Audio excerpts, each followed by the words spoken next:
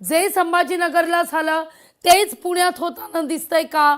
मुंबईतही ठाणं असू दे किंवा मुंबईतल्या काही महत्त्वाच्या जागा त्याच्यातून देखील धुसफूस ही सुरूच आहे।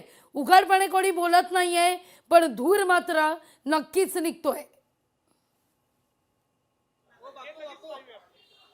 नक्कीच भाजपने घेतलेल्या भूमिकेमुळे शिवसेनेमध्ये प्रचंड अस्वस्थता आहे। एकीकडे भाजपचे सगळे उमेदवारी अर्ज भरू लागलेले आहेत, मात्र दुसरीकडे आपण पाहतोय शिवसेनेला अजूनही असं वाटतं की भाजप आपल्याला जागा वाढवून देईल, महायुती होईल असं शिवसेनेतल्या वरिष्ठ नेत्यांना वाटतं आणि त्यामुळे आतापर्यंत हे सगळं शिवसेनेला अधांतरी ठेवण्याचं काम भाजपकडून करण्यात येत आहे का, हा प्रश्न उपस्थित केला जातोय। त्यामुळे शिवसैनिकांमध्ये प्रचंड रोष निर्माण झालेला आहे आणि त्याच्यामुळे आता स्वबळावर लढा अशा पद्धतीचा नारा हे सगळे इच्छुक उमेदवार देताना पाहायला मिळतात।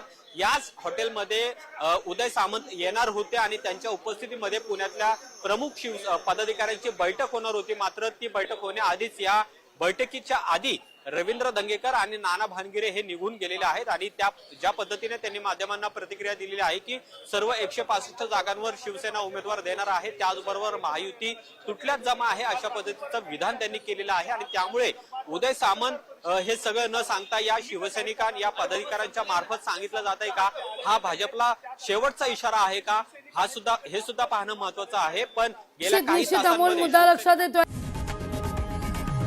लोकशाही मराठी ऐका, पहा, जागरूक रहा।